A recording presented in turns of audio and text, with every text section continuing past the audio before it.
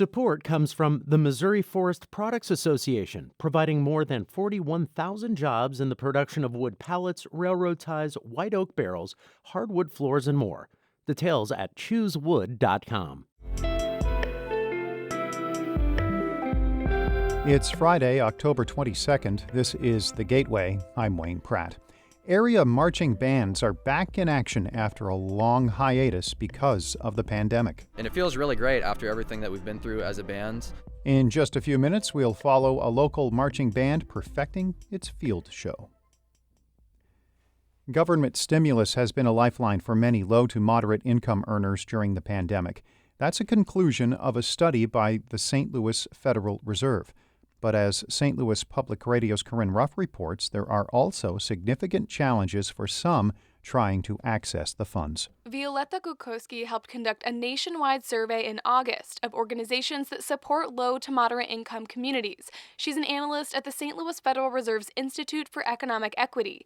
She says she was curious about the role of federal funds like the child tax credit, stimulus checks, and money for small businesses. And we were stunned about the high level of response with respect to how critical these resources have been. More than 60% of respondents said those funds have been very critical, but 80% said capacity and eligibility limitations within programs made it challenging for people to get the help they needed.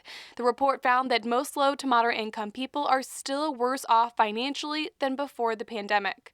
I'm Corinne Ruff, St. Louis Public Radio. A University of Missouri-St. Louis cybersecurity expert who helped a newspaper expose a data breach on a state computer system is demanding an apology from Governor Mike Parson. Associate Professor Shaji Khan is director of UMSL's Cyber Security Institute. The Post-Dispatch used his expertise in a story about how educators' Social Security numbers were accessible on the Department of Elementary and Secondary Education website. Parson has criticized the reporter and accused sources in the story of being hackers. He is threatening criminal prosecution. The Missouri Independent reports a letter from Kahn's attorney to the governor's office and other agencies asks for a public apology. It also calls on Parson to hold a news conference to apologize and keep that video on social media pages. The governor's office has not responded. Some North St. Louis residents are against a plan to call a new medical center Homer G. Phillips Hospital. The 3-bed facility is set to open in the spring. Some area residents say it is not fit to bear the name of the black attorney who worked to establish the original hospital. That 728-bed facility served the city's black community for more than 4 decades. It closed in 1979. Julia Allen was born at the hospital in 1949 and worked there as a radiology clerk in the 70s. She says the new building should not be named after Phillips. It only has 3 beds, and it looks like a shoebox. That's no way to honor anybody. Developer Paul McKee is building the hospital. Its board plans to expand the building after a year. Democrats in Illinois are pushing a proposed congressional map that aims to maximize the number of seats their party sends to Washington in 2022. St. Louis Public Radio's Eric Schmid reports Democrats want to capture more seats as the state goes from 18 to 17 congressional districts following results of the 2020 census. Democrats hope to win as many as 14 of those seats in next year's midterms. Jim Nolan is a former Republican Illinois state legislator and political science professor at the University of Illinois. He says pressure from national Democrats to produce a 14-seat outcome comes at the expense of residents. The boundary outlines are atrociously offensive to citizens who like to think of themselves as parts of communities of interest. Nolan says the new 13th district is an example, worming its way from the Metro East to Springfield, Decatur, and eventually Champaign.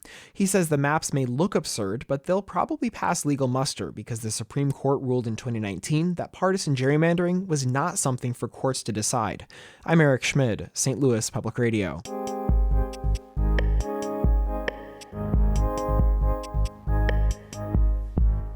After a year's hiatus due to the pandemic, thousands of high school musicians from throughout the country will compete this weekend at the Dome at America's Center.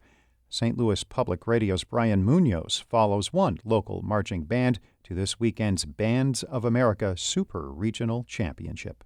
While the thundering roars of fans and music in football stadiums fell silent last year due to the pandemic, the O'Fallon Township High School Marching Band is bringing music back to the gridiron.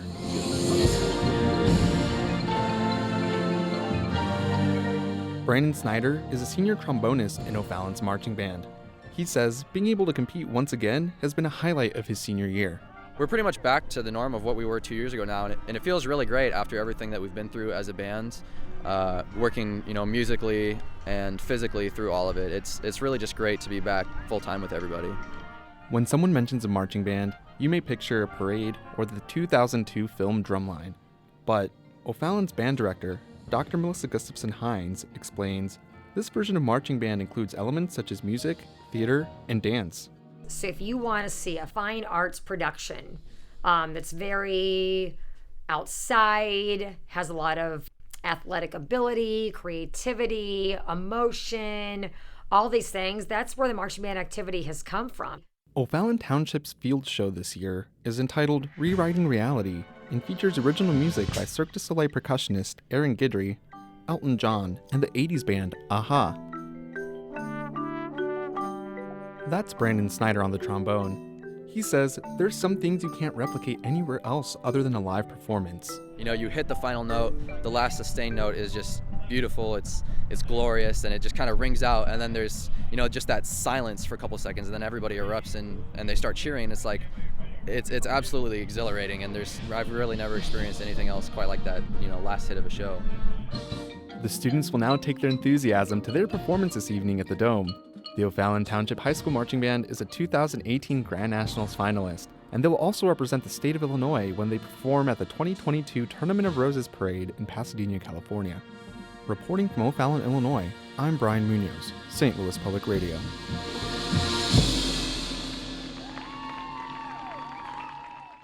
Another high school band competition is taking place this weekend in St. Genevieve. It will include the Rolla High School Band and Carter Chance.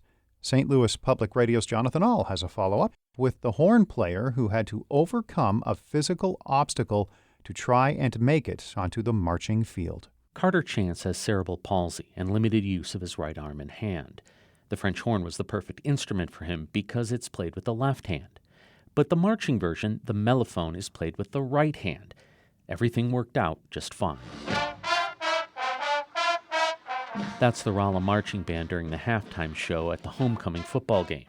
COVID concerns canceled marching band his freshman year, but he started his sophomore season with a device designed with help from his school's technical institute that helps support the instrument. It was essential in August during rehearsals that went all day. I got sick of it, and then I started using it without the contraption. So you're just able to build your strength up enough? Yes, I am able to hold it with only one hand. Now he marches and plays the mellophone left-handed with no assistance. Band director John Slowinski says Chance is an outstanding young man. He's just been a trooper, never complains, always does everything we're asking him to do, always does it to 100% best of his ability. And that ability is at the high level the band expects of its members. Chance's section leader, senior Anne-Marie Beavis, says he fits in perfectly. Our section has kind of a weird dynamic that I feel is different than the band, but we're all, 9 of us are pretty much family, and Carter's part of that. Chance wanted to find a way to march because he got excited every time he heard the marching band when he was younger. It feels the same way. I still have excitement performing the show with the people in my section. I love them so much. Chance and the rest of the Rolla High School Marching Band will be competing tomorrow at a festival in St. Genevieve. In Rolla, I'm Jonathan Ahl, St. Louis Public Radio.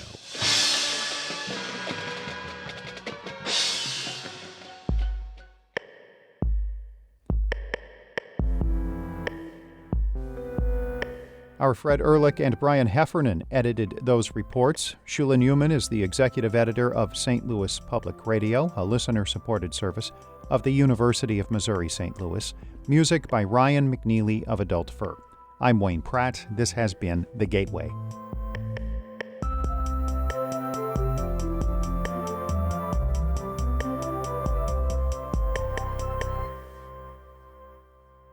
Support comes from the Missouri Forest Products Association, committed to conservation and careful management of the state's forests to make them more resilient and better habitats for wildlife. ChooseWood.com.